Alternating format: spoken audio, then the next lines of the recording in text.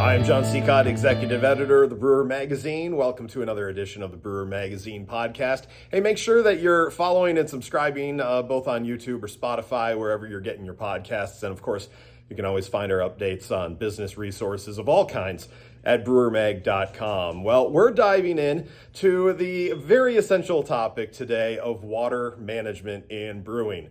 Why is your water's quality a cornerstone of great beer? And what are some great practices that you should be following? Plus, we're also going to talk about that often overlooked importance of effluent management. Yeah, we're going to get into that nitty gritty and dirty stuff. And we want to make sure that all breweries are meeting regulatory standards while staying environmentally responsible. And we're joined with Larry Horwitz of Crooked Hammock Brewing, Director of Operations. Larry, thanks for joining us in talking about water. Hey, John, great to be back here with you on the podcast.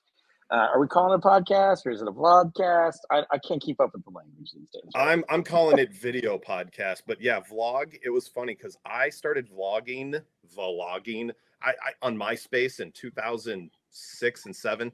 Never thought that it would continue to be what it is, and here we are. I don't want to count the years now. I can't do math that fast, but we can. It hurts like it hurts in my elbow, right? From my days of high school sports vlogging to talking about beer, talking about the main component of it, which is water, and why water profile is so important to the quality of your beer. You would think that this would be the no duh situation, but it seems that sometimes people are still learning about it. And why is it so important to continue to learn even whatever you think you know about your water? Well, I mean, water is 96 to 98% of even the strongest beer, right? So, as a constituent ingredient, it's enormous. And, the famous beer academic, Dr. Michael Lewis, said something years ago when I was in a room with him that I thought was really poignant and relevant.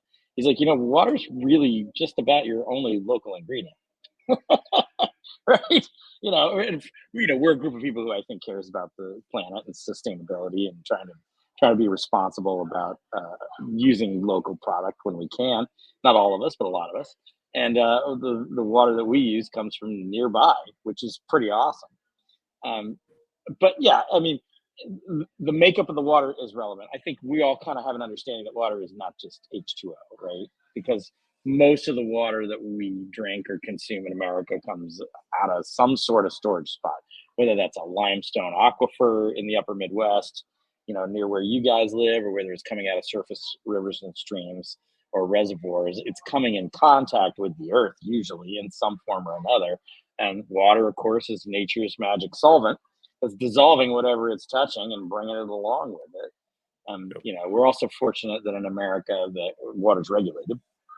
So the EPA says, hey, we have drinking water standards, and all water has to be, for consumption, has to be safe to drink demonstrably, and it has to have some characteristics around it that help us ensure that it's not just safe to consume, but also it has what the water departments call aesthetic characteristics, right? It looks good, smells good. And of course, it's almost all sanitized in the United States, either by direct addition of chlorine or chlorine through chloramination. So, I think we're really fortunate as an industry to mostly have access to really beautiful, tasty water. But if we don't have it, we're screwed. Also, the other half of making beer is cleaning. And then when I say the other half, that's the first and the second halves, right? And there's a third half in there somewhere around recipe development and raw goods acquisition. And I know that's 1.5 halves, but if you don't exactly. And if you don't have good water for cleaning, that's going to jam you up too, right? I made beer for a very long time in the upper Midwest where the water was hard. And when I say hard, I mean like 300 plus parts per million is calcium carbonate. And that actually creates physical problems in some brewing plants. Hot liquor tanks scale up. You get the accumulation of enough calcium scale in some of your tanks and some of your pumps to actually impede their operation. But we're fortunate at the Hammock to have access to really great, mostly surface water and a little bit of groundwater. Mm-hmm.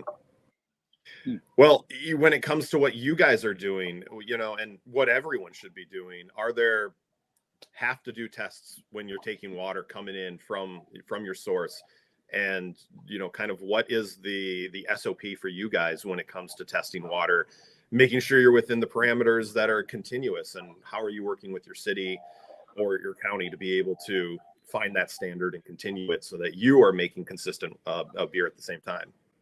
John, that's a great question. So I think first we got to recognize the idea that when we talk water, we're also talking effluent usually. So in most municipalities, water in and water out are managed by the same organization, right? Not exactly the same departments in those organizations. So when we're testing water, we're looking for a couple of things. First of all, incoming water, we're looking for chlorine, because chlorine is the thing that in the United States we mostly use to sanitize our water, and chlorine's not great for making beer, right? We carbon filter all of our water, and I think that's really important because it cleans the flavor up a little bit, keeps us from having chloramine problems or phenol problems in finished beer. It also makes it a little bit easier for us to clean. And it definitely causes some challenges. We have to maintain carbon beds and carbon filtration, but we're also looking for alkalinity and mineral content, right? The mineral content and the alkalinity will impact the way the water gets used in our process.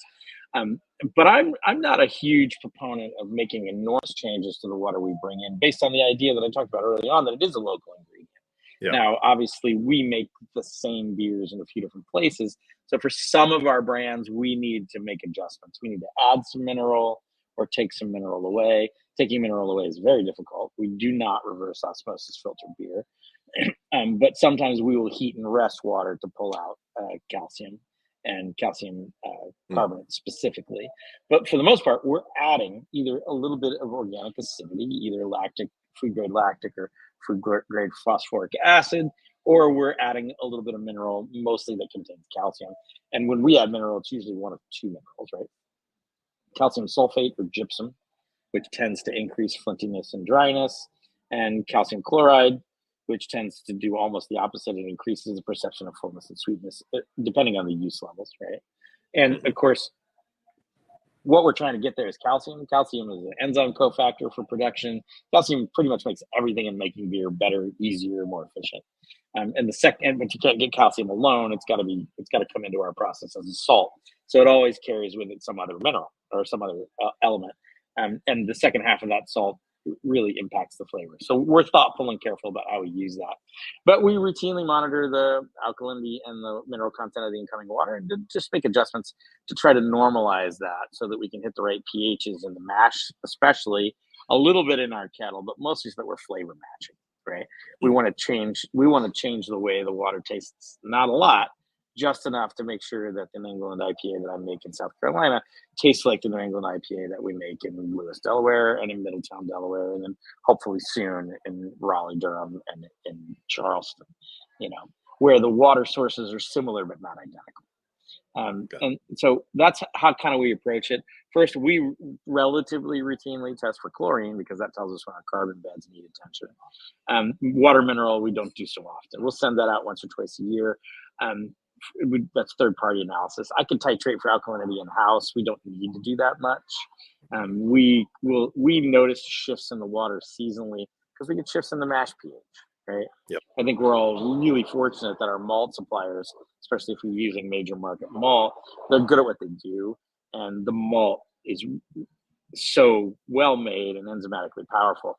As long as our water isn't way in the outlying regions of horribly alkaline or full of mineral, that we're going to get the pH we need in the mash, and it can be tweaked and adjusted slightly with a little bit of acid and a little bit of calcium.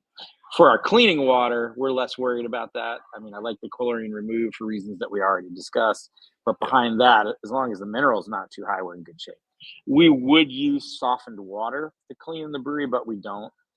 We soften water for the dish machines because honestly, and I think people don't think about this much in a brew pub, but the kitchen and the bathrooms in the restaurant use more water and have more effluent challenges than we do in the brewery. Sure. Almost every single person that comes to a brewery restaurant will go to the bathroom at least once. And, we've all spent a lot of time standing in front of urinals or sitting on a toilet, and, it's 3.8 liters per flush in our men's room. And, if you come to eat or drink here and you use the facilities twice, you've now consumed more water than you will for drinking 3 pints of beer. And that includes the water that it took to make those 3 pints of beer, which I think we all kind of know is not 1-to-1, right? I think we're somewhere between 6 and 7 to 1 right now, clean water to production volume. We have separate meters in our brewery and 2 of our locations, so I can see those numbers, which is pretty great. On the effluent side, we're a little more attentive, and as a matter of fact, some of the municipalities require us to test our effluent. Lewis, Delaware, famously is one of those locations, and that's not difficult, and it's also fair of them to ask. I know that we put some stuff down the drain from time to time that's not great for them, and they either want to know it's coming or they want us to be cognizant about the rate at which we let it leave. Both to maintain the city sewer lines and to make sure that the wastewater treatment plant has the right tools to do their job. So we test pH and total dissolved solids and dissolved oxygen, a couple other things in our effluent once in a while, and we report it out. And that has become a best practice for us. Not the testing of it, but the way we manage our effluent because of that. We're required to provide clean outs of our sewer lines in almost all of our locations.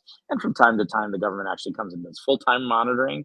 I know some people get twitchy about regulatory agencies, but we want to be good citizens of the places where we live and work. So for us, we think it's relevant and important, and we don't mind that oversight because we want to be a good citizen. Right? We want to make sure we're doing the right thing for the wastewater treatment plant. I think Sam has famously talked about the wastewater treatment plant in Milton, Delaware, which is tiny Eisenhower era facility, and the special challenges that brewery specifically, who's right up the street from me now, has had around that, and he's one of the people that helped me understand what it means to be a good citizen in relation to wastewater. Right. Sure. There are a lot of small breweries, a lot of breweries that don't understand their water treatment that much.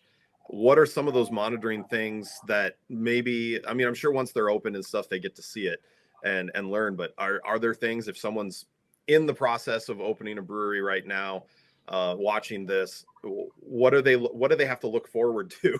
What is some of those, either it's tools or equipment that have to be on hand that they're maybe not even thinking about yet?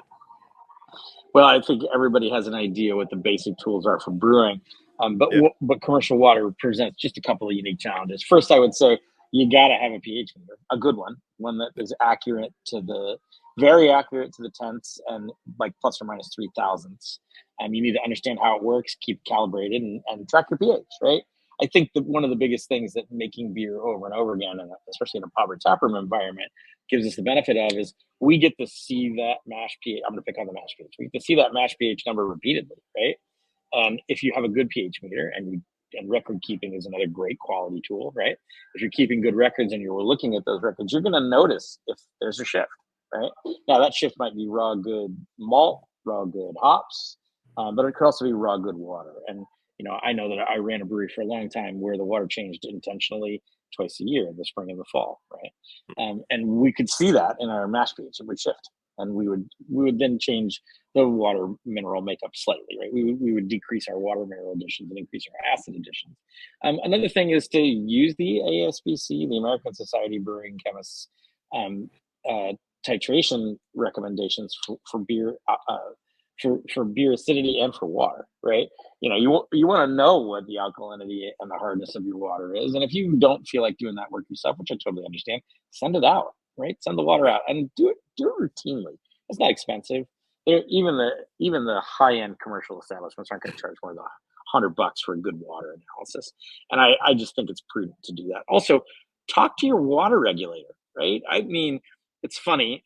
Almost every place I've ever made beer, and one of the first things I do is I call up the water department and I say, "Hey, is there somebody in the lab who can talk to me about the water?"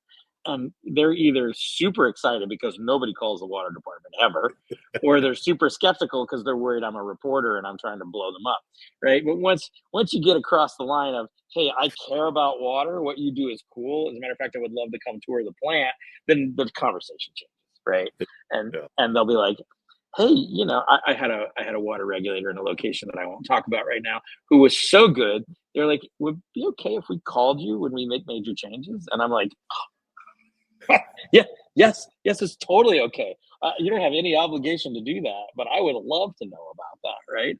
And they saved my butt one year because they're like, hey, we're going to be cleaning out major water mains over the next week. And I'm like, that's interesting. I have no idea what that means. They're like, yeah, we go and we open fire hydrants at the ends of long spurs. and we pull, a couple 100,000 gallons of water out of the system. And I was like, well, why would you do that? And they're like, well, nobody knows this, but inside of most main water systems, there's a bit of sludge that settles to the bottom of the pipes over years, and it doesn't negatively impact health or distribution, but they'd like to get it out of the way. And when they do that, they open the end of the line, it stirs up that sediment and gets it out of the way, right? And I think Yep. that's a good project. But what it means is that for some periods of time in certain places, the water looks weird, right? Yep. And so for us, they would be like, "You're probably not going to make beer for the next 2 or 3 days," and I have mixed feelings about that, right? Number one, I'm so glad they called. That's awesome. Yeah. Number two, maybe we could plan a schedule for that. And I get it. They're a government bureaucracy that has challenges. They don't always get to choose their timelines.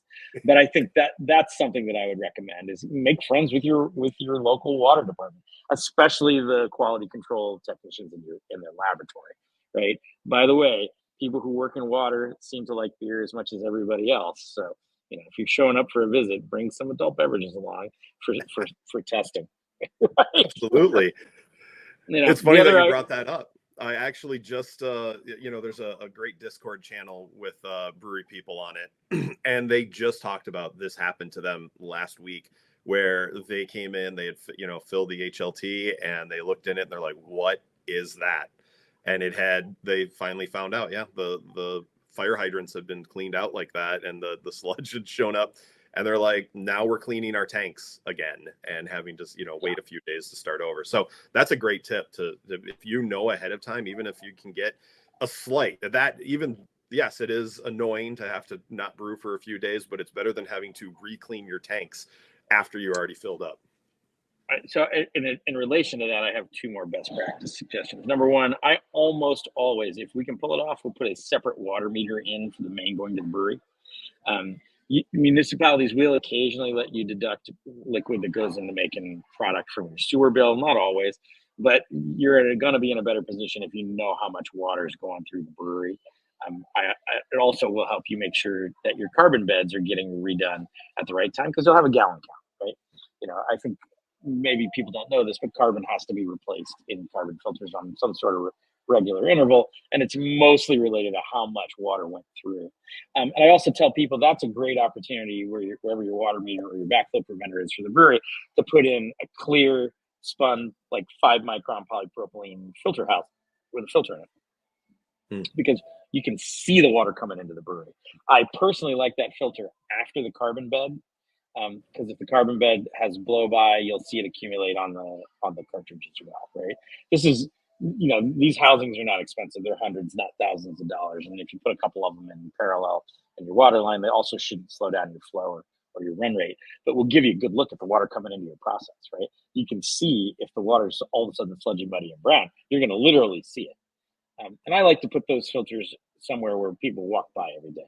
Sometimes they become wallpaper and you won't notice it. But eventually somebody will look at it and be like, "Hey, that's supposed to be clear."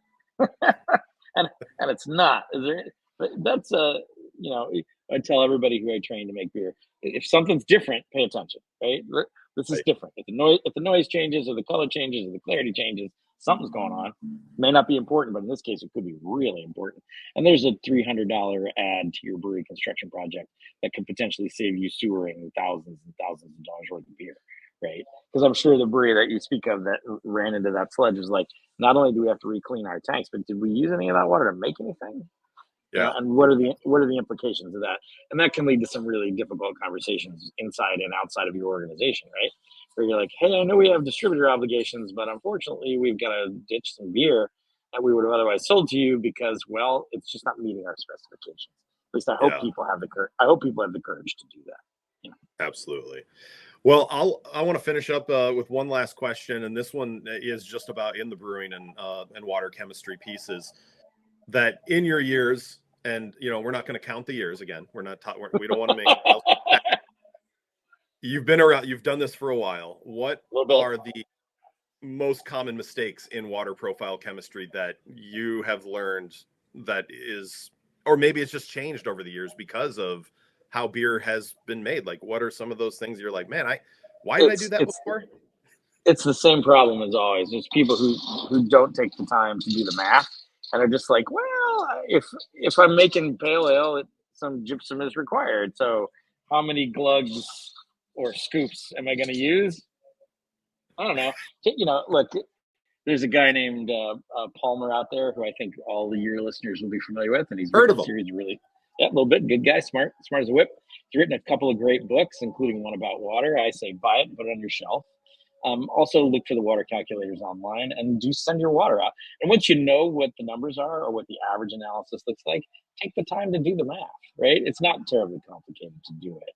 And the number one problem I see is that people are just like, well, either I don't understand it, I don't have the time to understand it, or I don't care to understand it. And then they run and gun, right? And I'm like, some calcium, as we've established, is good for beer all the time. So adding some gypsum, calcium sulfate, or calcium chloride to your beer is probably fine. And if it's relatively small quantities, it's probably not going to jam you up. But I like to control my destiny a little more than that. And so for me, the biggest change was realizing that there were relatively inexpensive tools available to help that, and that it's a math problem, right? Like there's a knowable outcome. And I think some people who run taproom breweries and brew pubs also get a pass because, well, flavor memory is fast and loose, and people don't really remember what that beer tasted like last year. So if it changed this year, as long as it's still delicious, and I have great faith in our brethren in the brewing industry, then it's not going to matter that much. But if you're trying to be consistent and turn out the same product over and over again, especially if, like me, you have to manage production at multiple zip codes, it's worth the time. And it's not that hard. Almost all of the software on the market that we're using to help us with formulation has got a module in it. You just got to figure out what's in your water and figure out which of the 3 or 4 available items that you're going to use to modify the water for your needs. And if it's working, don't mess it up. Right? Yeah. If it ain't broke, don't fix it. There are a couple of beers we make where we make no water additions, right? We use the water as the municipality intended us to, other than removing the chlorine. We always remove the chlorine. But I've also worked in plenty of breweries where we didn't have the ability to do that, and the beer was plenty fine. Right? Yeah, the technology is there. Make sure you're using it. That's the important exactly. part. Just be intentional, right? And if you don't choose to be intentional, I would say don't necessarily lose sleep over it, but understand that you're allowing serendipity to push the quality needle in your brewery a little bit. And if you're okay with that, I can support your move there. But if you feel like you're having a challenge, lean in a little bit. Absolutely. Well, Larry, I appreciate you taking the time to dig into some water with us. John, always great to chat. Please enjoy the beautiful fall weather we're having. Don't forget, you can always check on brewermag.com. You can also see us on YouTube and listen to us on Spotify. And don't forget daily updates on Facebook, Instagram, and X. I'm Executive Editor John Seacott for brewermagazine.com.